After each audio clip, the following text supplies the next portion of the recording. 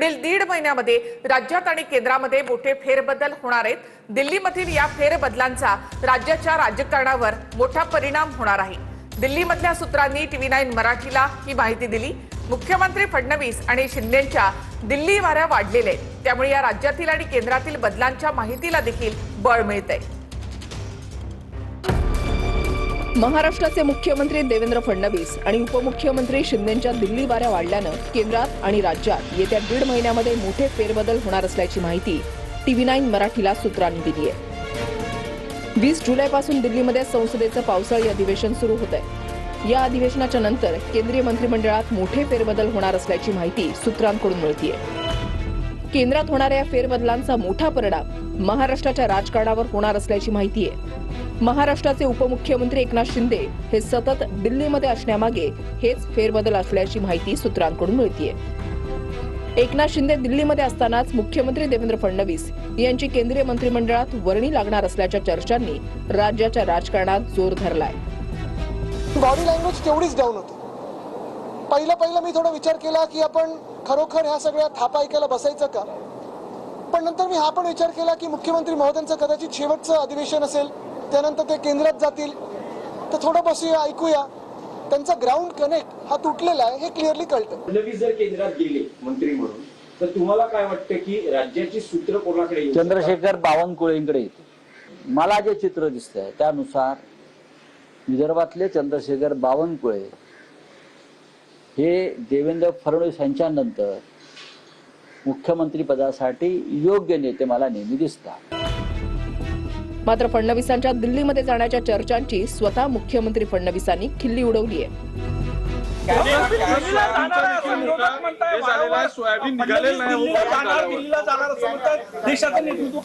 मी परवाच गेलो होतो दिल्लीला।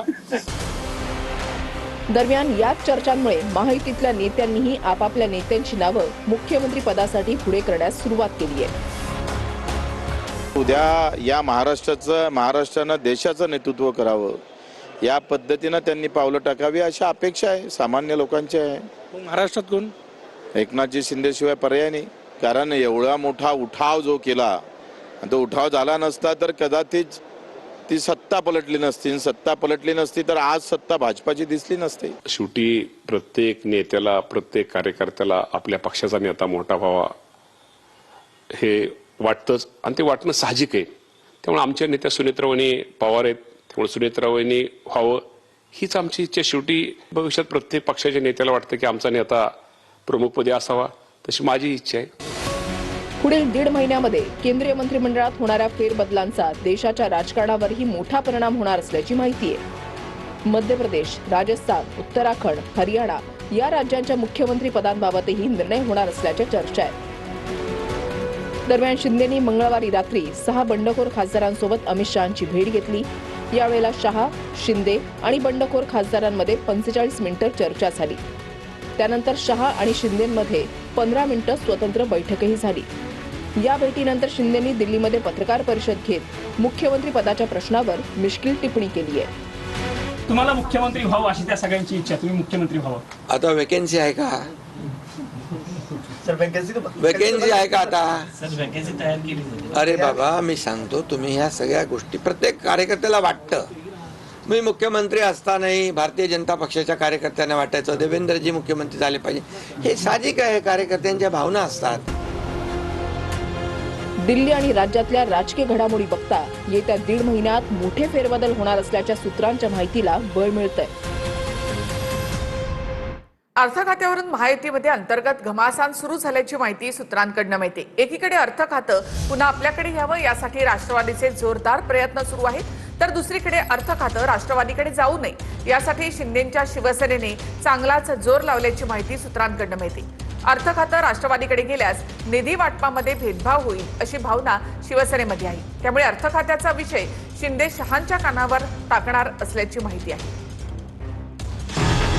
अर्थ खात्यावरून महायुतीत अंतर्गत घमासान सुरू झाल्याची माहिती सूत्रांनी दिली आहे। अर्थ खातं मिळावं यासाठी राष्ट्रवादीचे जोरदार प्रयत्न सुरू असताना आता शिंदेंच्या शिवसेनेने घेतलेल्या भूमिकेमुळे महायुतीत संघर्ष पेटण्याची शक्यता आहे। मंगळवारी रात्री वर्षावर मुख्यमंत्री फडणवीसांसोबत सुनील तटकरे, प्रफुल्ल पटेल आणि जयंत पाटलांची बैठक झाली. तासभर झालेल्या या बैठकीमध्ये अर्थ खात्याच्या मुद्द्यावरच चर्चा झाल्याची माहिती सूत्रांनी दिली आहे. एकीकडे शरद पवारांची राष्ट्रवादी भाजपसोबत सत्तेत सहभागी होणार असल्याची चर्चा आहे. त्यातच सुप्रिया सुळेंनी मतदारसंघ पुनर्रचना विधेयकाच्या बाजूने मतदान करणार असल्याचे संकेत दिले. त्यामुळे पवारांची राष्ट्रवादी सत्तेत जाण्याच्या शक्यता वाढल्या. पवारांची राष्ट्रवादी एनडीए सोबत आल्यास जयंत पाटलांकडे अर्थ खातं दिलं जाण्याची दाट शक्यता आहे. पण अर्थ खातं कोणत्याही राष्ट्रवादीकडे जाऊ नये अशी शिंदेच्या शिवसेनेची भूमिका आहे. दिल्लीमध्ये एकनाथ शिंदेंनी केंद्रीय नेतृत्वाकडेही तशी चर्चा केल्याची सूत्रांची माहिती आहे. शिवसेनेच्या मंत्र्यांकडूनही अर्थ खातं दादांच्या राष्ट्रवादीकडे देण्यास विरोध आहे असं खासगीत बोललं जात आहे. दादांची राष्ट्रवादी किंवा पवारांची राष्ट्रवादी दोघांपैकी कुणालाही अर्थ खातं गेल्यास निधी वाटपात दुय्यम स्थान मिळेल अशी भीती शिंदेच्या शिवसेनेला आहे. महाविकास आघाडीमध्ये असतानाही निधी वाटपावरून शिवसेना राष्ट्रवादीशी वाद झाला होता. त्यामुळे अर्थ खातं भाजपकडेच राहावं अशी शिंदेच्या शिवसेनेची भूमिका आहे. तर दिल्लीमध्ये चर्चा केल्यानंतर मुख्यमंत्र्यांना भेटणार असल्याचं तटकरेंनी स्पष्ट केलंय आणि अर्थ खात्यावर दावाही सांगितलाय. मुख्यमंत्र्यांच्या बरोबरती एकत्रितपणाने महिन्यांच्या नेतृत्वाखाली आम्ही भेटणार आहोत. अनेक बाबींच्या वरती मुख्यमंत्र्यांच्या जो आम्हाला चर्चा करायची आहे त्या अनेक विषयांच्या मध्ये अनेक बाबींमध्ये अर्थ विभाग हा सुद्धा त्याच्यामध्ये आहे. भाजप काही सोडेल असं मला वाटत नाही. भाजपला कळलंय अजितदादा असताना त्यांच्याकडे कुठेतरी ताकद होती आणि त्या ताकदीचा उपयोग करून त्यांनी फायनान्स मिनिस्ट्री स्वतःकडे ठेवली होती आणि त्यामुळे कुठेतरी आमदारांना निधी मिळत होता. आणि भाजपली तोच जे काही पद आहे ते जे काही डिपार्टमेंट आहे ते स्वतःकडनं अजितदादांच्या पक्षाकडनं काढून घेतलेलं आहे. भाजप काही परत दिलं असं मला वाटत नाही. दादांच्या राष्ट्रवादीचे मंत्री दत्तामामा भरडेंनीही मुख्यमंत्र्यांकडे अर्थ खात्याची मागणी केल्याचं सांगितलंय. पण पंकजा मुंडेंनीही फडणवीस अर्थ खातं चांगल्या पद्धतीने सांभाळत असल्याचं म्हटलंय. दादांनी जे अर्थ खातं चालवलेलं आहे अधिवेशनापुरतं भाजपकडे असणार किंवा मुख्यमंत्र्यांकडे असणार अशा पद्धतीचं स्पष्ट भूमिका मांडल्यानंतर देखील अद्यापपर्यंत ते अर्थ खातं तुम्हाला मिळालं नाही. अद्यापर्यंत मिळाली नाही गोष्ट खरी. आता आम्ही मागणी तर केली, बघू भविष्यामध्ये काय होते, येणाऱ्या दिवसामध्ये काय होते, कधीपर्यंत मिळेल काही तसं. आता मागणी तर आम्ही केलेली आहे. सर्वात महत्वाचा दिलासा शेतकऱ्यांच्या कर्ज माफीचा जो आहे तो सन्माननीय मुख्यमंत्री देवेंद्रजी फडणवीस आणि आता ते अर्थ खातं सुद्धा चांगलं सांभाळत आहेत. मी त्यांच्या मनापासून अभिनंदन करते आणि एक शेतकरी म्हणून देखील मी त्यांचे आभार मानते की त्यांनी शेतकऱ्याच्या कर्जमाफीचा हा निर्णय आताच्या वातावरणीय बदलामुळे झालेल्या परिस्थितीसाठी एक मोठा दिलासा दिलेला आहे. तुम्हाला काय पाहिजे? तुम्हाला पाहिजे की शेतकऱ्यांचं भलं व्हावं, तुम्हाला पाहिजे सरकार समाजासाठी सामान्य माणसासाठी काम करावं, ते महत्वाचं आहे. ते आम्ही बघून घेऊ महायुतीमध्ये काय कोणतं खातं कोणाला द्यायचं, त्याच्यामध्ये आमच्यामध्ये डिस्प्यूट नाही. अत्यंत आनंदाने चांगलं. या सर्व घडामोडी पाहता महायुतीमध्ये नव्यानं संघर्ष निर्माण झाल्याचं चित्र आहे. ठाकरेंच्या शिवसेनेच्या नेत्या सुषमा अंधारे यांनी आज सोनम वांगचुक आणि अभिजित दिपके यांची आंदोलनस्थळी भेट घेतली आहे. ठाकरेंच्या शिवसेनेनं सोनम वांगचुक यांना पाठिंबा दिलेला आहे. उद्धव ठाकरे, आदित्य ठाकरे स्वतः 20 तारखेच्या दिल्लीमधल्या मोर्चामध्ये सहभागी होणार आहेत अशी माहिती सुद्धा सुषमा अंधारे यांनी दिली. 20 तारखेला जो मार्च निघणार आहे त्या मार्चसाठी जो सोनम वांगचुकजींच्या समर्थनार्थ मार्च आहे त्या मार्चमध्ये माझ्या पक्षाचे नेते, संसदीय सगळे नेते इथं उपस्थित असणार आहेत आणि उद्धव साहेब सुद्धा या आंदोलनाला पाठिंबा देण्यासाठी हजर असतील. 20 तारखेला पक्षाकडून उद्धव साहेब किंवा आदित्यदादा हे किंवा कदाचित दोघेही या आंदोलनासाठी असतील. सरकार आंदोलकांचा बळी घ्यायला निघालंय का? सोनम वांगचुक यांच्या उपोषणावरून राज ठाकरेंनी हा सवाल उपस्थित केलेला आहे. सोनम वांगचुक यांच्या उपोषणाचा आज 19वा दिवस. नीट पेपरफुटी प्रकरणामध्ये धर्मेंद्र प्रधान यांनी राजीनामा द्यावा ही वांगचुक यांची प्रमुख मागणी आहे. प्रसिद्ध अभियंता, शिक्षण तज्ज्ञ, पर्यावरणवादी आणि सामाजिक कार्यकर्ते सोनम वांगचुक गेल्या 19 दिवसांपासून दिल्लीतील जंतर मंतरवर उपोषणाला बसले आहेत. नीट पेपरफुटी प्रकरणात धर्मेंद्र प्रधान यांनी राजीनामा द्यावा ही वांगचुक यांची प्रमुख मागणी. उपोषणामुळे वांगचुक यांची प्रकृती दिवसेंदिवस खालावत चालली. त्यामुळे त्यांच्या प्रकृतीविषयी चिंता व्यक्त केली जात आहे.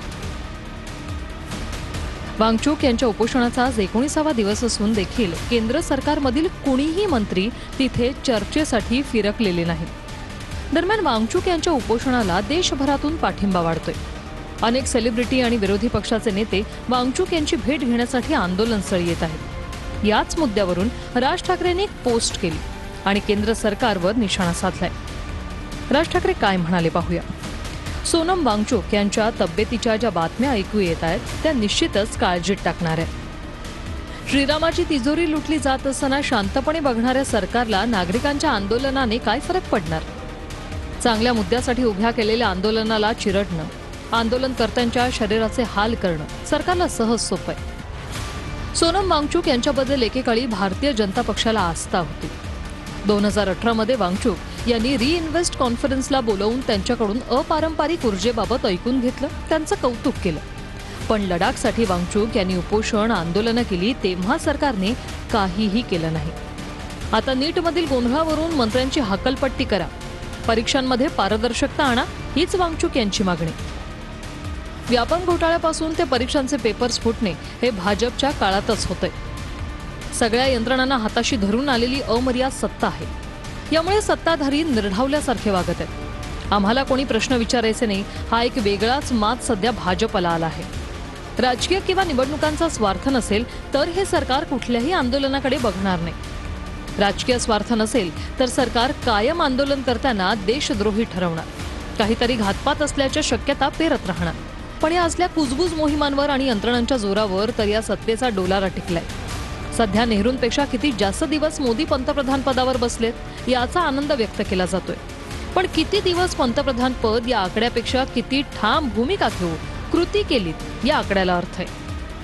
कृती केली तरच पुढची पिढी लक्षात ठेवेल, नाहीतर ज्याने देशाच्या हातात काही पडत नाही तो आकडा काय कामाचा। नीट परीक्षेच्या घोळामध्ये पंतप्रधान मोदींनी लक्ष घालायला हवं ही विनंती।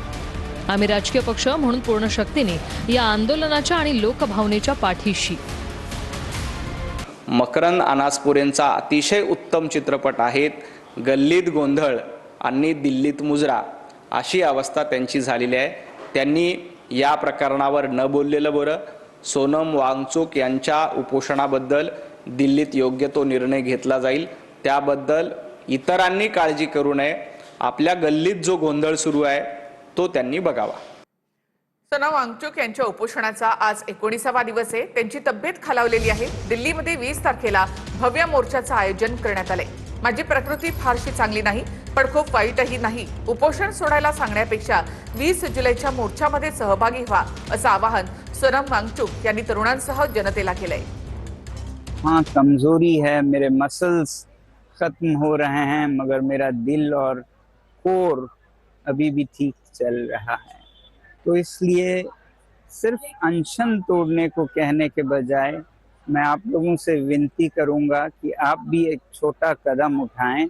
20 जुलाई को इतनी बड़ी संख्या में आएं कि एक संदेश सरकार को जाए कि आप इस नंबर पर मिस कॉल देकर बता सकते हैं कि आप आ रहे हैं और इस वेबसाइट पर भी अपना नाम रजिस्टर कर सकते हैं। पंढरपूरमध्ये व्हीआयपी दर्शनावरून व्हीआयपी वाद रंगलेला आहे। आजी माजी मंत्र्यांमध्ये दुजाभाव होत असल्याची मुनगंटीवारांनी खंत व्यक्त केली। मुनगंटीवार यांच्या नातेवाईकांना व्हीआयपी दर्शन नाकारण्यात आलं, तर मंत्री गुलाबराव पाटील यांच्यासह आलेल्या व्यक्तींना मात्र थेट व्हीआयपी दर्शन देण्यात आलं।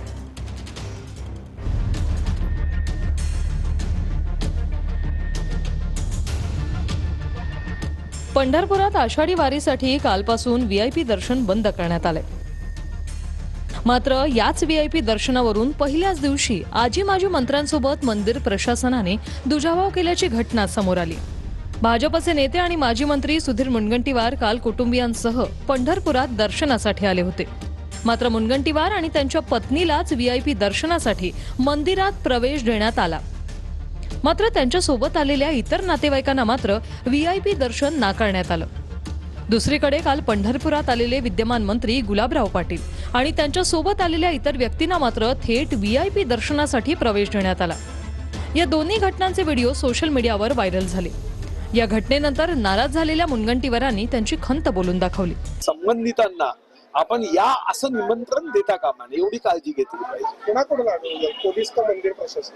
नाही ते तर समजलं नाही, कारण तिथं खूपच गुंतागुंत दिसत आहे. तिथे एक लक्षात आलं की समन्वयाचा थोडा अभाव आहे. लाईनीत उभं राहायला काय हरकत नाहीये, पण शेवटी आपणच मंत्रिपदावर बसवल्यामुळे साहजिक जबाबदाऱ्या जास्त असतात. आता मी सुद्धा 12 तास प्रवास करून आलोय. सुधीर भाऊ हे समजदार आहेत. मी आल्यानंतर माझ्याबरोबर आता लोकांना सोडलं, पण त्यांच्या बरोबर काय झालं मला माहित नाही. मूर्ख लोक आहेत. ते असं आहे, मी VIP दर्शनाचा फटका काय बसतो. खरं तर हे पंढरपूरच्या ठिकाणी श्रद्धेने जाणाऱ्यांना थोडा त्रास झाला तरी ते सहन करण्याची आवश्यकता आहे. शेवट देवाच्या दर्शनाला जातो आपण, तिथे फटका बसला असं मला म्हणता येत नाही. श्रीकृष्ण 5 वेळा नमाज पठण करत होते. मौलाना जर्जिश अन्सारी यांनी हे वक्तव्य केलेलं आहे. श्रीकृष्ण मुस्लिम होते, त्यांनी मुस्लिम धर्माचा प्रचार केला अशी वादग्रस्त वक्तव्य मौलानांना केली आहे. मौलानाच्या वक्तव्यानंतर हिंदू संघटनांकडून नाराजी व्यक्त करण्यात आली. तसंच मौलवीला अटक करा अशी मागणी देखील केली जाते. अरे भाई, अगर बुरा ना माने तो कृष्ण जी भी 5 वक्त की नमाज पढ़ा करते थे. यकीन ना आए तो श्रीमद् भागवत गीता का 6ठा अध्याय का 10वां मंत्र देख लीजिए, जिसमें कृष्ण जी अर्जुन से कह रहे हैं कि हाय अर्जुन, ईश्वर की जब पूजा करो तो पूरे शरीर का योग करो, योगी. इस्लाम ये मुसलमानों का धर्म है ही नहीं, सिर्फ ये उनका भी धर्म है. इसी दीन और इसी धर्म को रामचंद्र जी ने भी पेश किया है, कृष्ण जी ने भी पेश किया है. त्याला मौलानाला आधी पहिला ठोकला पाहिजे, त्याला चांगला बडवलं पाहिजे. त्यानं पहिला त्याचा DNA चेक केला पाहिजे. त्याचा DNA चेक केला तर त्याच्या लक्षात येईल की तो हिंदूच आहे. DNA चेक केल्याच्या नंतर मग तो कृष्ण मंदिरात 24 तास बसेल अशी व्यवस्था होईल. अयोध्येमधील राम मंदिरामधील दानचोरी प्रकरणात 18 जुलैला नागपुरात ठाकरेंकडून रामरक्षा पठण आंदोलन केलं जाणार आहे. रामरक्षा पठण आंदोलनासाठी फडणवीसांना निमंत्रण देण्यात आले, तर ठाकरेंनी माफी मागितली, तर फडणवीस आंदोलनामध्ये येतील असं नवनाथ बन यांनी म्हटले. देवेंद्र फडणवीसजी हे या राज्याचे मुख्यमंत्री आहेत. मला कोणीतरी एक शाळा दाखवली, सरस्वती विद्यालय, ही त्यांची शाळा आहे.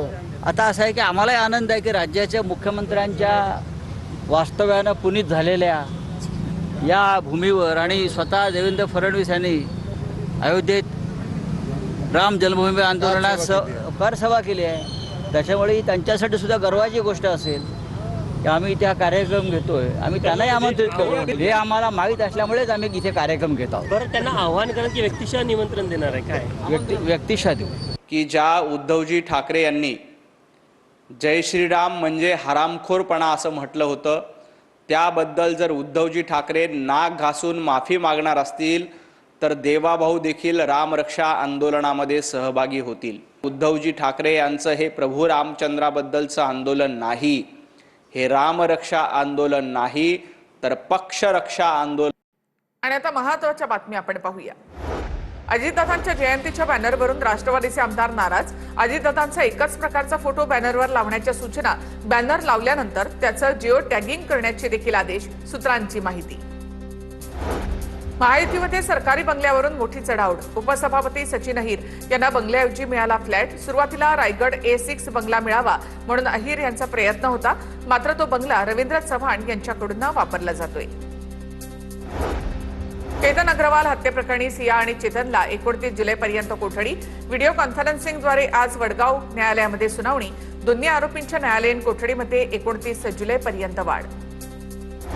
कोल्हापुरात भाजप कार्यकर्त्यावर गोळीबार. गोळीबारामध्ये सूरज साखरे नावाचा कार्यकर्ता जखमी. खासगी सावकारीवरून गोळीबार झाल्याची प्राथमिक माहिती. बंधू फिरोज शेख बाबाला 18 तारखेपर्यंत पोलीस कोठडी. माजी खासदार विनायक राऊत आणि कुटुंबासह काही भोंदू बाबांवर विनायक राऊतांची सून गिरिजा राऊत यांचे गंभीर आरोप. बाबा फिरोज शेखला 2 दिवसांची पोलीस कोठडी.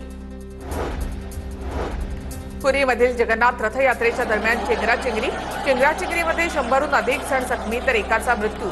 रथयात्रेमध्ये 10 लाखाहून अधिक भाविक उपस्थित. वर्धा शहरालगतच्या शिवारामध्ये 12 वर्षीय अल्पवयीन मुलीची दगडानं ठेचून हत्या.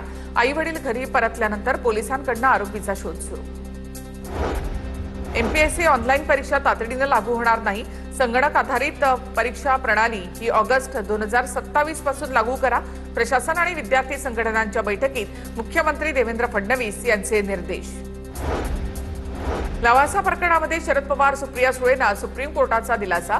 पवार सुळेंच्या विरोधामध्ये आरोप करणारी याचिका सुप्रीम कोर्टानं फेटाळली. एफआयआर नोंदवून चौकशी करण्याची मागणी करणारी याचिका फेटाळण्यात आली. सुप्रीम कोर्टाने याचिकाकर्त्याच्या हेतूवर शंका उपस्थित केली. गेवराईचा विकास करण्यासाठी मी पालकत्व स्वीकारते. बीडच्या पालकमंत्री सुनेत्रा पवार आहेत, मात्र मी पालक आहे, पंकजा मुंडे यांचं वक्तव्य. मुख्यमंत्र्यांचा जुने वीज बिल माफ करण्याचा निर्णय चांगला. मुख्यमंत्र्यांच्या निर्णयाचं विजय वडेट्टीवार यांच्याकडनं स्वागत. तर मुख्यमंत्र्यांनी थकबाकी माफ केल्याचा GR लवकर काढावा, विजय वडेट्टीवार यांची मागणी. लातूरच्या कोचिंग चालकाने 5 लाख देऊन केमिस्ट्रीचे प्रश्न मिळवले होते. नीट पेपरफुटी प्रकरणामध्ये सीबीआयच्या तपासात मोठा खुलासा. शिवराज मोटेगावकरने एनटीए पेपर सेंटरकडून प्रश्न मिळवले होते. एनटीएचे सदस्य PV कुलकर्णी यांना मोटेगावकरने 5 लाख रुपये दिल्याचा सीबीआयचा कोर्टात दावा. गोकुळ दूध संघाच्या 410 दूध संस्थांवर कारवाईची टांगती तलवार. संबंधित दूध संस्थांना 22 जुलैपर्यंत म्हणणं सादर करण्याच्या चौकशी समितीच्या सूचना. नियमबाह्यपणे दूध संस्थांना सभासदत्व दिल्याच्या तक्रारी. शक्तीपीठ महामार्ग विरोधामध्ये हिंगोली जिल्ह्यातील बाधित शेतकरी आक्रमक. बाधित शेतकऱ्यांना नोटीस दिल्यानंतर दुसऱ्या दिवशी सुनावणी ठेवल्यामुळे शेतकऱ्यांचा संताप.